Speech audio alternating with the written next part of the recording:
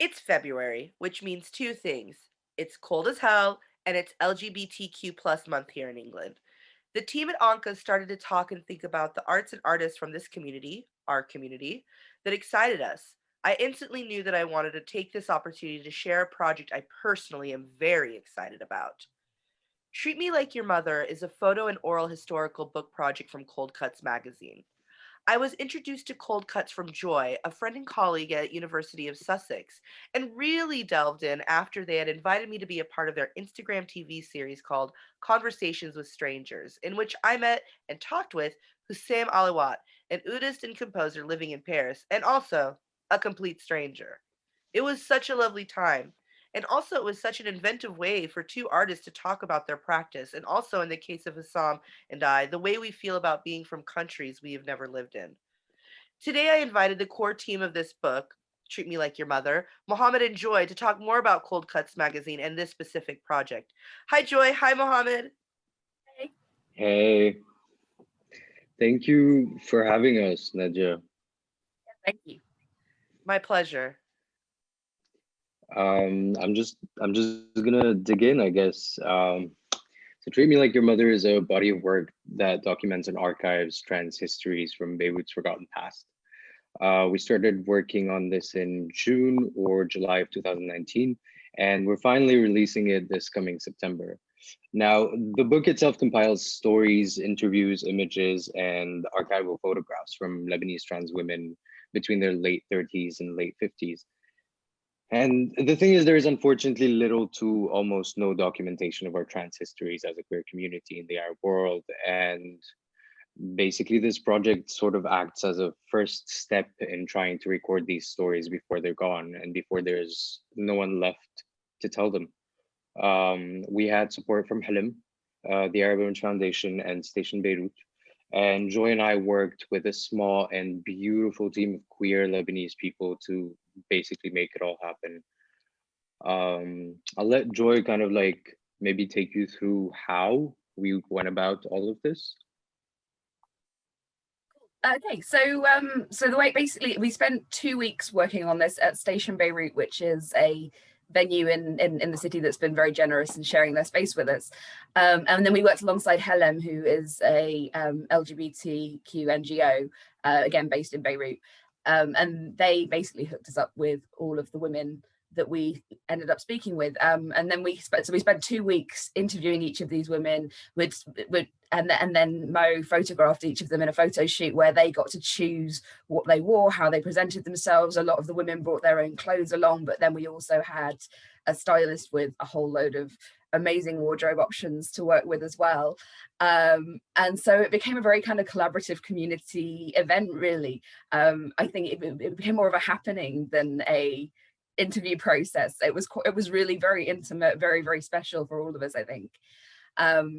Because we just got to hear all these incredible stories and this amazing history that, like, even as a team with experience in local queer histories, it kind of blew our minds. There was a lot in there that we just didn't know. And so these women that we were interviewing, they were like aged between their kind of late 30s to late 50s. And a lot of them had survived the Lebanese civil war together. And then they were able to tell us about like what the city was like in the 80s and the 90s and the noughties. And as far as we were concerned, in kind of our generation, our age of queer people in Beirut, we're very used to the drag scene the ball scene that's quite a predominant thing in the city now, which started around 2015. And it was a common belief that was import from like the US ball scenes. And what we found that was really exciting was actually that's not the case at all. Lebanon had its own distinct ball culture in the 90s, in the 80s, in the noughties, and probably before then. We don't know entirely because there's still a whole lot of history out there that we've yet to discover. But it was just such an extraordinary thing to find this very local, very Lebanese ball culture that the women we spoke to had taken part in. And we were very lucky in that some of the women were able to even bring us photographs from that time. So that was a really, really special discovery. That sounds absolutely amazing. And also, it's just such an important thing for us to archive these histories, because it's nowhere else to be found. Um, I wanted to ask one question.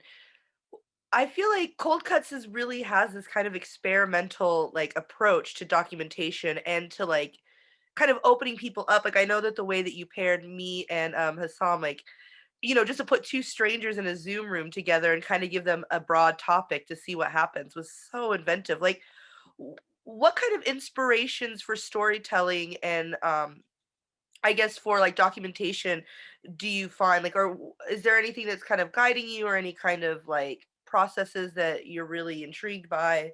Maybe this is like too big of a question too, so you can just say, Nadia, shut up. It's fine. Actually, I think the answer is quite easy. Actually, absolutely nothing. And I think that's what's fun about it. It's the fact that there's nothing specific that guides any of the issues or projects. There are no rules per se. Each project comes along quite organically. I mean, this entire project, this entire book about trans histories stemmed from uh, one night where I get a phone call from my best friend and one of the people who took part of the team into making this issue after a storytelling night that I didn't attend, where um, an older member of the trans community in Lebanon came up on stage. It was an open mic night, if I'm not mistaken, and started telling stories from when she was growing up. And I got that call from Charlie, basically sobbing and crying, who had attended the open mic night. And he was sobbing and he was crying. So he was just so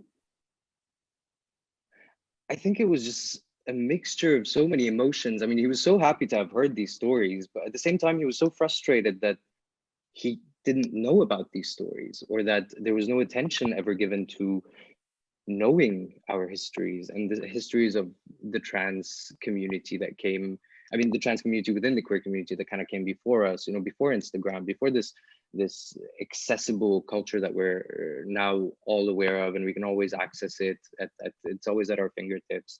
And so, for example, this project itself came from frustration, but also from love and respect to our elders and appreciation for our elders, and wanting to show them respect, love, thanks, trying to kind of like acknowledge the fact that they paved the way for where we are today, for the few laws that we do have today, for the few positive influences on our community that we do have today. And that entire process, for example, was very specific to this project, whereas, for example, conversations with strangers was literally just being bored out of our minds during the beginnings of quarantine. And basically I was missing the importance of meeting new people, because we were also connected at the time. It was a time where we all got extremely connected to people that we already knew, to family and friends. We started talking to each other more often. We started like deepening those relationships that were already there. But there was something very important that was lacking. It's something very important in self-growth, which is meeting new people and having all these new interactions. And so it was just a very on the spot fun idea to kind of go along with. And I think at least for me, the way I see Cold Cuts is kind of like it walks on a tightrope between popular culture and academia, between something that's accessible but also something that's very important, something that's research heavy. But it's very important for me for it never to veer completely towards academia and towards a very elite circle of people that are going to have access to this information. That, if anything, is the one guiding, I don't know, maybe motto or guiding kind of, I don't know, acts that I keep reminding myself of. Like, always make sure that everything you're putting out is as accessible to as many people as possible. That's I a think great. that really hits on something that at Cold Cuts I think really matters, which is conversation. And I think that's like the guiding principle in the book. When we put it together, it was very much about us as a group having conversations with very much our elders, and documenting the process of that. So throughout the whole book, we're very clear on like what the interviews were like before. Like we explain what the interviews were like, what the women were like when we spoke to them. We add in those extra dynamics where somebody who's working on the makeup or on the styling joins in and asks questions too. So it's a very it was an extraordinary project. I've never quite worked on anything like it, and actually being from academia myself, like taking it down to that sort of everybody's joining in with this conversation, and allowing that to just flow was really special. Mohammed and Joy, thank you so much for coming and talking about your process and your project with me today. Is there anything that Anka members and audiences can do to support you in the production of this book? Any kind of like things you want to point us in the direction of that we can access, like links to your magazine? I mean, we will include this in the website, but if there's anything specific you want to say. So at this stage, we're currently in the design process of the book, and we already have it up for pre-order on our online shop. And we also have a PayPal donation portal that you can find on our website as well, coldcutsonline.com. We're trying to raise as much as possible to be able to print it all and have it ready for distribution by September of 2021. So that would be appreciated. So pre-order those books, give your donations. This is the history we want. Don't be so cheap. Happy Valentine's Day. Thank you. Valentine's Day, Nadia. Thank you. Thank you for having us. Oh, it's my pleasure. Have a lovely rest of your day.